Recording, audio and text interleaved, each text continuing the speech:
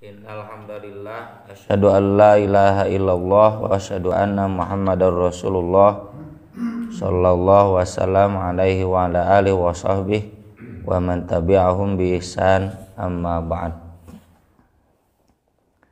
Kita masih melanjutkan bab tentang doa-doa, dan di sini dalam beberapa bab atau tema bahasan di Sahih Bukhari ini banyak seputar tidur, ya. Cukup banyak bab bahasannya karena memang banyak juga dalil-dalil atau sunnah adab yang Nabi ajarkan di seputar doa, bahkan praktik-praktik tidurnya. Yang akan kita bahas pada subuh kali ini, babu wad'il yadil yumna tahtal khoddil yumna, meletakkan tangan kanan di bawah pipi kanan. Mungkin seperti begini ya. Jadi kalau bahasa saya kemarin ketika itikaf lah, Nabi gitu make bantal nyunahna cetek gitu. Nya pegal we. Ya. Dan ini menguatkan hadis yang kemarin dari Al-Bara, ya, bahwa Nabi yang doa panjang, bahwa Nabi SAW tidur itu ala syikil aiman, berbalik ke sebelah kanan. Nah, jadi bantalnya itu ini lengan kanannya. Saya tahu begini dulu bapak saya tahki cenah Nabi mah sarete. Nah, begini. Duka begini, kalau begini nggak mungkin karena tangan kanan kan. Ya, kalau gini telapak, ini tangan berarti segini. Hikmahnya agar tidur tidak terlalu pulas. Ya, tapi dah urang mah nya ieu pegel kayak ganti balik. Anggernya tibrak-tibrak ini. Dalilnya dari Hudzaifah radhiyallahu an qala kana nabiyyu sallallahu alaihi wasallam idza akhadha madja'ahu minal lail. Nabi sallallahu alaihi wasallam apabila hendak tidur di waktu malam atau naik ke pembaringannya di waktu malam, wa do'a yadahu tahta khottihi, beliau meletakkan tangannya di bawah pipinya. Di riwayat Bukhari yang ini memang tidak disebutkan kanannya, tapi di riwayat lain, di sanad yang lain, yang hadisnya masih Hudzaifah, cuma diriwayatkan oleh Imam Ahmad, itu jelas disebutkan wa do'a yadahu tahta khoddihil aiman. Ya, jadi sebelah kanan, sebelah kanannya disebutkan. Tsumma yaqulu, kemudian beliau membaca Allahumma bismika amutu wa ahya. Ya Allah, dengan namamu aku mati dan aku hidup. Wa idza staiqadha, dan apabila beliau bangun beliau berdoa alhamdulillahilladzi ahyana ba'dama amatana wa ilaihin nusyur. Segala puji bagi Allah yang telah menghidupkan kami sesudah mematikan kami, dan hanya kepadanya lah dibangkitkan. Ya. An-nusyur. Di riwayat Bukhari Muslim ini ada variasi ya doa bismika ini. Ada yang Allahummanya di awal seperti di sini Allahumma bismika amutu wa ahya. Ada juga bismikanya dulu, bismika Allahumma amutu wa ahya. Ada juga nggak pakai Allahumma, bismika amutu wa ahya. Dan ada satu yang ahya dulu, bismika Allahumma ahya wa amut. Ya. Tapi itu boleh, cuma tidak banyak sanadnya. Yang banyak itu amutu dulu, lalu ahya. Ya. Karena memang kita mau tidur, jadi amutu dulu. Wa ahya, dan nanti bangun.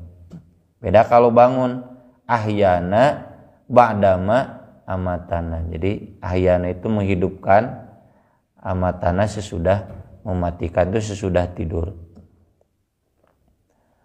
Dan dzikir mati dan hidup ya dekat dengan tidur ini sebagaimana kemarin doa yang Allahumma aslamtu wajhi ilaik. Kata Nabi SAW, kalau dia mati dalam keadaan fitrah, yang disunnahkan wudhu sebelum tidur. Kenapa? Karena memang secara umum yang namanya tidur itu biasanya mengantarkan pada kematian. Rata-rata orang meninggal itu di waktu tidur, ya, atau bukan pingsan koma gitu ya. Terlebih di Al-Quran sendiri ya, Allah mengajarkan surat Az-Zumar surat 39 ayat 42, Allahu yatawaffal anfusa hina mautiha wallati lam tamut fi manamiha. Allah mewafatkan jiwa, mewafatkan ruh ketika matinya dan ketika dia tidak mati dalam tidurnya. Nah, jadi di sini tidur dan mati itu sama, ya tawaffa, diwafatkan. Bedanya fayumsikul lati qada 'alaihal maut. Yang mati itu ruhnya dipegang terus, tidak dilepaskan. Jadi baik yang mati yang tidur samanya apa? Yumsiku, ditahan oleh Allah ruhnya. Nah, yang mati itu tidak dilepaskan lagi. Tapi kalau yang hidup, wa yursilul ukhra ila ajalim musamma, dilepaskan lagi sampai nanti ada waktu yang sudah ditentukan, yaitu kematian. Ini nanti juga ada zikir ya yang akan kita bahas di kesempatan yang akan datang. Bismika Allahumma wada'tu janbi wa bika arfa'u in amsakta nafsi farhamha wa in arsaltaha fahfadha bima tahfadhu bi ibadaka sholihin. Ini juga terkait doa sebelum tidur ya. Jadi kalau engkau menahan ruhku, sayangilah, kalau engkau melepaskannya, jagalah. Nah, jadi sebuah kesadaran bahwa ketika kita tidur itu hakikatnya sama dengan mati karena ruhnya ditahan. Tapi tidak boleh dijadikan dalih kita kesiangan ya, karena Ali bin Abi Thalib pernah pakai fikih ini ketika digedor oleh Nabi ya. Ala tusollian, kata Nabi, itu malam ya, bukan subuh. Kalian berdua tidak sholat ya, jadi nyaminan tunanya anaknya dicarekan. Ali menjawab dengan ini, anfusu nabiyadillah, bukankah ruh kami ketika tidur ada di tangan Allah? Kalau Allah mengendaki ya melepaskan, jadi bangun cina gitu. Kalau kami tidak bangun ya karena Allah tidak melepaskan. Nabi langsung memukul pahanya dan membaca ayat surat Al-Kahfi, wa kanal insanu aktsara syai'in jadala. Dasar jelema loba alasan gitu sambil marah ya. Manusia banyak alasan, banyak membantah ya. Jadi tidak boleh kemudian ini dijadikan dalih kalau kita kesiangan ya karena Allah tidak membangunkan ya, Allah tidak melepaskan ruh kita. Tidak demikian. Urusan bangun itu bagian dari ibadah, jangan nyalahkan Allah. Urusan amal soleh itu jangan disalahkan ke Allah. Amal soleh, amal jelek itu semua tanggung jawab kita. Jadi kalau kita kesiangan karena kitanya yang nggak bangun. Masalah melepaskan kan tadi jelas, ila ajalim musamma. Allah itu pasti akan melepaskan kalau belum ajalnya. Cuma masalahnya urangna daek hudang teu gitu. Kitanya siap bangun atau tidak. Nah itu ya, jadi dengan zikir ini mengingatkan kita bahwa sebelum tidur ya kita diingatkan dengan kematian. Ini juga yang jadi dalil ya kemarin masa-masa iktikaf Nabi menghidupkan malamnya. Maksud menghidupkan itu berarti tidak mematikan. Maksud tidak mematikan itu berarti tidak tidur. Ya, meski boleh tentunya karena sunat hukumnya. Kemudian babud doa idzan tabaha minal lail. Doa apabila bangun di waktu malam. Ini ada dua hadis Ibnu Abbas, dua-duanya panjang, kita bahas satu dulu. An Ibnu Abbasin radhiyallahu anhuma qala bittu inda Maimunah. Saya bermalam di rumah bibiku Maimunah. Maimunah bintil Haris, ibu Ibnu Abbas juga namanya saya lupa lagi, sama bintil Haris. Jadi ibunya Ibnu Abbas dengan Maimunah adik kakak. Maimunah istri Nabi. Ya. Dia aku bermalam di rumah Nabi ketika giliran di Maimunah. Faqaman Nabi sallallahu alaihi wasallam, lalu Nabi berdiri. Fa'ata hajatahu, beliau qada hajat, bangun ya. Fa ghasala wajhahu wa yadayhi tsumma nama. Kemudian beliau mencuci wajahnya dan tangannya, kemudian tidur. Maksudnya beliau wudu ya. Jadi ini menguatkan hadis yang kemarin. Kemarin kan qaul, sabda. Nabi menganjurkan, kalau ini fi'il ya, pekerjaan. Jadi bukan hanya menganjurkan, Nabi juga mengamalkan. Tsumma qoma, kemudian bangun di tengah malam. Fa'atal kirbah, Nabi datang ke kirbah. Kirbah itu wadah air. Fa'atlaqa shinaqaha, Nabi kemudian membuka tutupnya. Tsumma tawaddu'a wudu'an baina wudu'aini, kemudian beliau berwudu satu wudu di antara dua wudu. Apa maksudnya? Lam yukthir wa qad ablaghu, tidak banyak tapi cukup sempurna ya. Dijelaskan oleh Ibnu Hajar, jadi tidak tathlits, tidak tiga-tiga, mungkin dua-dua atau satu-satu. Jadi mencuci tangan satu kali, kumur-kumur satu kali atau dua kali, tidak sampai tiga kali.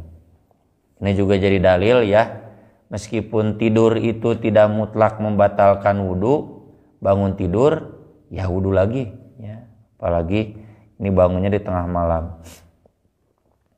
Fakumtu fatamattaitu karahiyata an yaro anni kuntu attaqi. Aku pun ikut bangun, tapi aku senyap-senyap karena takut beliau tahu aku mengikutinya. Fatawaddu'tu, aku ikut wudu. Faqama yusolli, lalu Nabi berdiri sholat. Ibnu Abbas, karena memang di hadis yang lain pernah kita tuliskan judulnya di Buletin At-Taubah, seorang anak yang ingin sholat malam seperti Nabi. Ini usianya masih 9-10 tahun ya.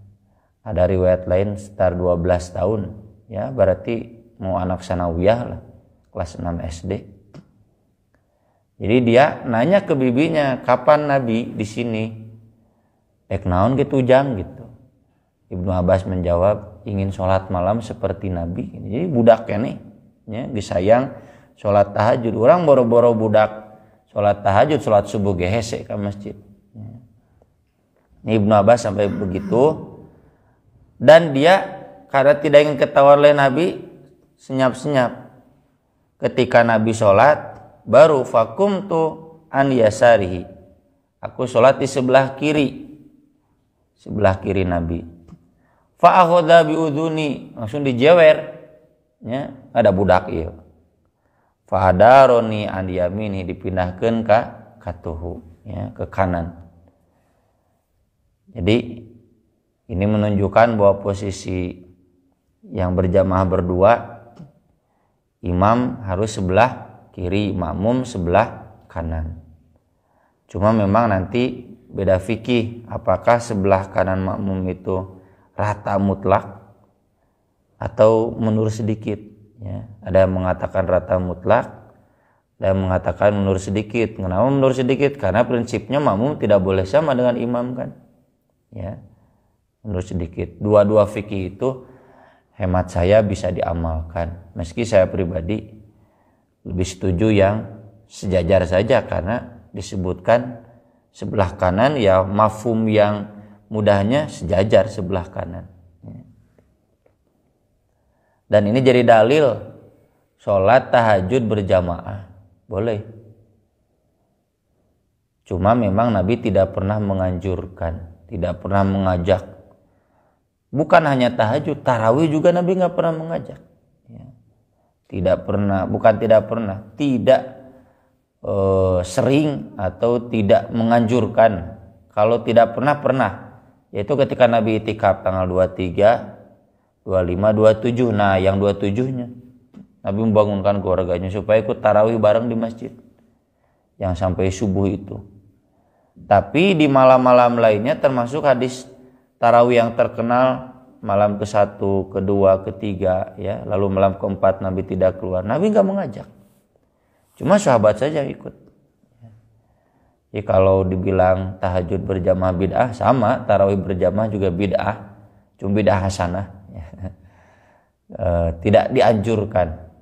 Jadi kalau kemarin di masa Covid ya, dianjurkan di rumah, ya memang itu yang idealnya di rumah ya. Kecuali kalau itikaf, masa itikaf di rumah ya. Tapi bukan berarti tarawih di rumah selalu lebih baik. Kata Ibnu Hajar, tergantung situasi. Kalau Bapak ya, istilahnya siapa ya yang posting itu, Ustaz Abu Roban itu siapa ya, daripada jadi imam abal-abal ya, imam bohongan di rumah, kita belum layak jadi imam, maksakan di imam jadi imam gitu. Lebih baik bermakmum kepada imam yang sudah terstandar ya, sesuai sunnah ya. Bagi tergantung ya, mungkin bagi seseorang lebih baik di rumah, tapi mungkin juga lebih baik ikut berjamaah tarawih di masjid, tergantung orangnya. Fatata'ammat sholatuhu 13 rakaatan.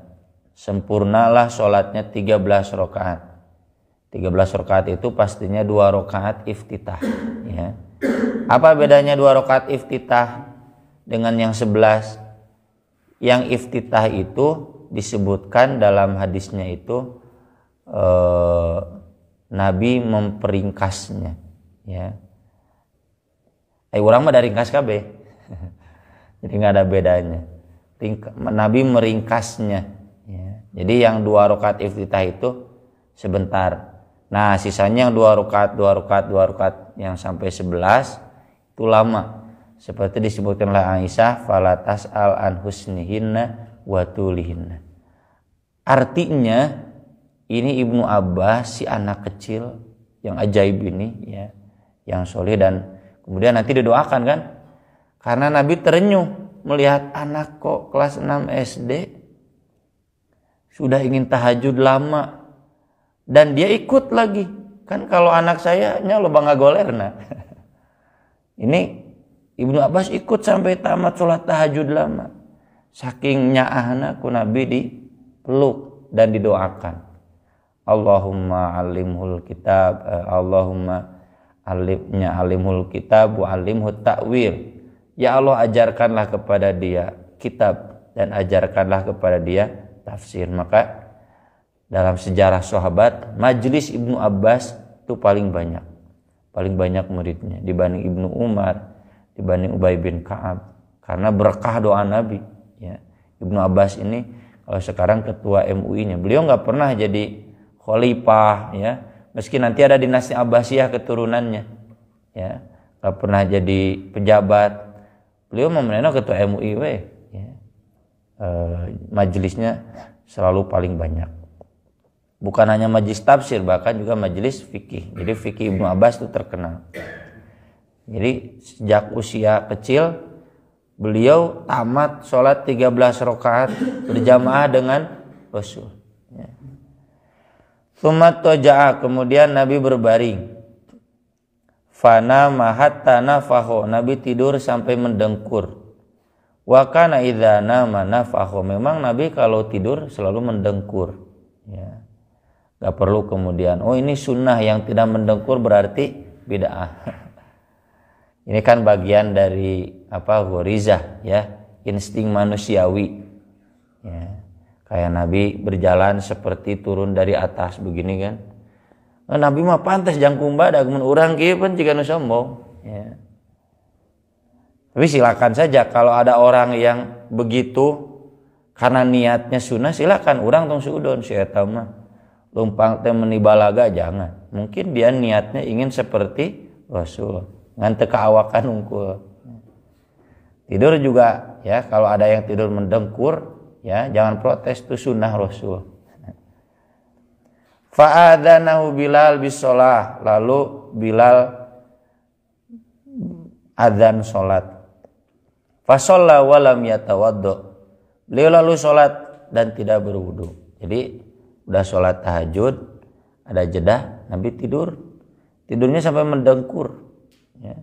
Udah gitu lalu ada adzan salat subuh, Nabi salat subuh dan tidak berwudu lagi. Ini jadi dalil bahwa tidur tidak membatalkan wudu.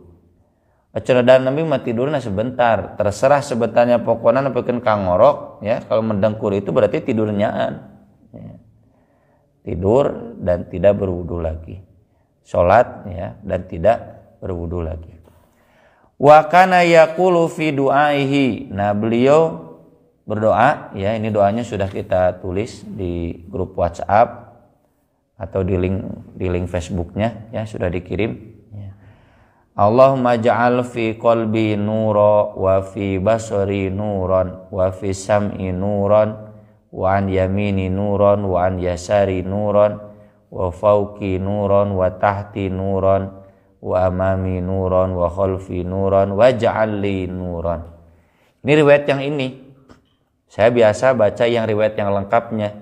Yang di sini juga di Fathul Bari Ibnu Hajar sebutkan.